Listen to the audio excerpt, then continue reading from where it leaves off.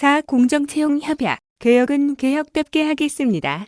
최근 발표한 사립학교 채용 비리 금절 대책을 두고 많은 분들이 참여정부에서 추진했던 사립학교법 개정이 생각난다고 하셨습니다. 당시를 기억하며 거센 저항을 걱정하는 분들도 많았습니다. 개방형 이사제로 대표되는 2005년의 사립학교법 개정안은 카르텔로 묶여있는 사학재단 내부에 균열을 내는 첫 시도였습니다. 당시 한나라당 박근혜 대표를 비롯한 지도부가 거대 사학재단을 지키기 위해 거리로 나가 강력 저항했던 기억입니다. 이번 개혁은 행정력을 통한 외적 견제와 감시로 개혁하는 방식입니다. 매년 국가로부터 재정적 지원을 받는 사학의 공적 책임을 강조하고 채용 과정을 교육청에 위탁하는 사학에게는 인센티브를 부여합니다. 오늘 협약식은 최근 시행된 공공재정 환수법을 철저히 적용하겠다는 선언이기도 합니다. 사학의 부정이득이 확인되는 즉시 법에 따라 모두 환수 조치할 것입니다. 또한 제재 부과금을 징수하고 그 명단까지 공표하여 공정사회의 분명한 원칙을 재확인할 것입니다. 늘 말씀드리듯 개혁에는 대가가 따릅니다. 강권 기득권의 벽을 마주해야 합니다. 이를 돌파하는 것은 국민의 권력을 위임받은 대리인의 몫이겠지요. 노무현 대통령님께서 그랬습니다. 그 책임을 다하기 위해 성역 같던 사학개혁의 첫걸음을 떼셨고 그 첫걸음은 오늘날 우리의 상식이 되었습니다. 오늘 경기도의 한 걸음 또한 곧 모두의 상식이 되리라 믿습니다. 감사하게도 벌써 전국 각지의 교육단체에서 각 지역의 교육청에도 도입할 것을 촉구해 주셨습니다. 개혁은 개혁답게 하겠습니다. 경기도 교육청 도의회와 함께 흔들림 없이 나아가겠습니다. 다음 페이스북 글 공직자 부동산 비리 근절을 위해 제보 한라인을 엽니다. 법이라는 한자의 원형에는 해치가 들어 있습니다. 해치는 중국의 태평성되었던 요순시대에 태어났다는 상상의 동물입니다. 시인 소동파는 애자잡설에서 해치가 조정에 살면서 부정하고 사악한 권리를 잡아먹었다고 했습니다. 공직자가 갖춰야 할 최고의 기본적 덕목은 청렴과 공정입니다. 공직자가 청렴과 공정이라는 기본을 갖추지 못하면 나라의 근본이 흔들립니다. 공직을 이용해 돈벌이에 나서는 것은 주권자가 위임한 권한을 사익을 위해 악용하는 중범죄입니다. 법의 잣대가 공직자들에게 더 엄격해야 나라가 융성하고 국민이 편안합니다.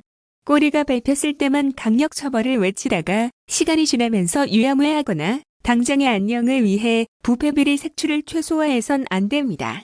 경기도는 공직자 부동산 투기 의혹과 관련해 적극적인 공익 제보를 받습니다. 접수된 신고는 예외 없이 철저한 조사를 거쳐 처벌과 수사 의뢰 등 강력한 조치가 이뤄질 것입니다. 경기도 산하 공직자의 부동산 투기 관련 사실을 알고 계시거나 의혹이 있으신 분 누구라도 경기도 공익제보 한라인으로 제보해 주시길 바랍니다.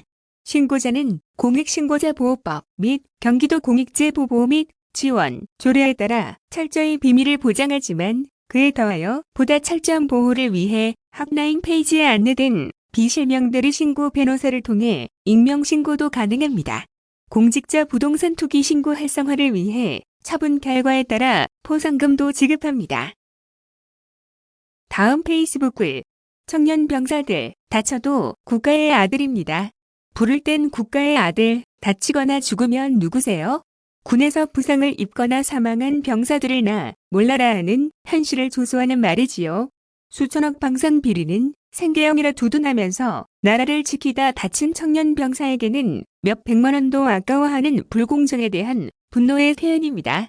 나라 위해 희생한 이들에 대한 합당한 보상과 대우는 국가 책무의 최저선입니다. 성남시장 시절 군복무 청년에 대한 성해보험 지원 제도를 도입하고 도지사가 되어 이를 경기도 전역에 확대했던 이유입니다. 지금도 교회 주요 정책 중 하나로 이행 중입니다. 물론 과거에 비해 우리 군은 분명 진보하고 있습니다. 영창제도가 폐지되고 부대 내 핸드폰 사용도 허용되었으며 병사 월급도 점점 올라가고 있습니다. 앞으로도 흔들림 없는 국방개혁으로 군복 입은 시민, 우리 청년들의 헌신을 존중해야 할 것입니다. 누구든지 병역 의무의 이행으로 인하여 불이익한 처우를 받지 아니한다. 헌법 제39조 2항의 정신을 담은 전용기 의원님의 법안이 꼭 통과되기를 바랍니다. 다쳐도 국가의 아들입니다. 다음 페이스북글 공직기강 확립과 정책당국에 대한 신뢰 확보 기회로 LH 임직원의 부동산 투기 의혹 여파가 만만치 않습니다. LH 문제가 단순한 반칙의 문제가 아니기 때문입니다. 생선 가게를 지키는 점원이 알고 보니 고양이였다는 당혹감과 배신감에 국민들의 분노가 폭발한 것입니다. 지금 필요한 것은 위기를 기회로 만드는 것입니다. LH 사태를 유야무야 넘기지 말고 공직사회기강 확립과 정책당국에 대한 신뢰를 회복하는 계기로 만들어야 합니다. 우선 공직사회기강을 바로 세워야 합니다.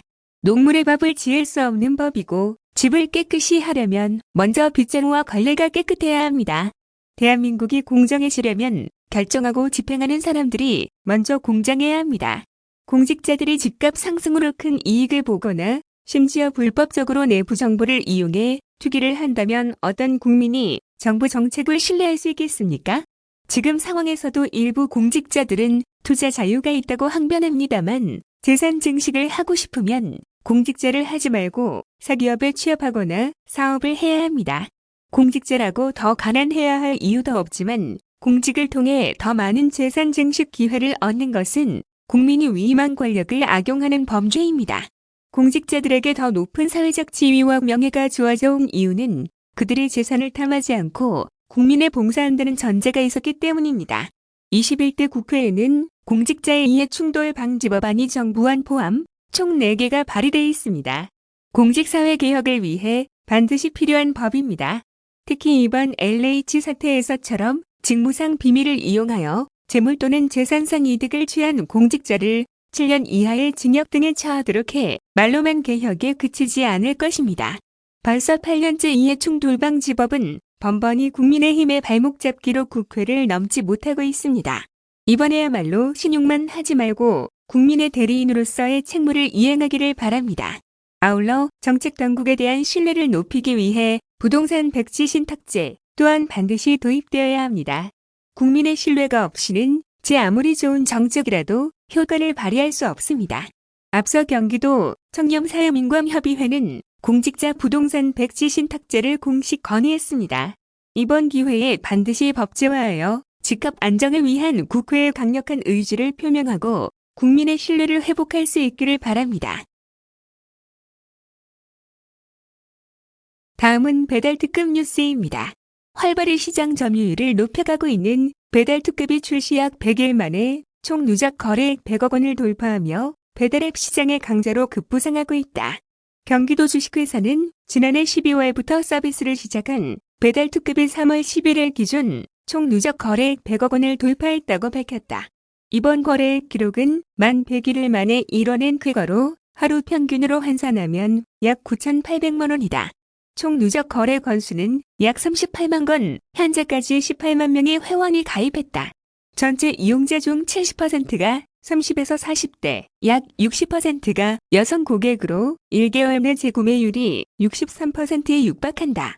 민간 배달앱과는 달리 지역화폐 사용자를 타깃으로 하는 등 소상공인과 소비자 모두를 위한다는 색다른 전략을 택하면서 세운 기록인데다 공공 배달앱 중 3개월 만에 100억 원의 거래액을 돌파한 것은 배달특급이 최초다. 민간 배달앱의 높은 수수료 문제가 불거지면서 경기도 주식회사는 지난해 4월부터 소상공인과 소비자 상생을 위한 배달특급 서비스를 추진, 12월부터 운영을 시작했다. 지역화폐 기반으로 소비자에게는 높은 할인 혜택을 제공함과 동시에 소비자에게는 단 1%의 중개 수수료만을 받으며 진정한 공공 가치를 추구하는 플랫폼으로 도민에게 선보였다.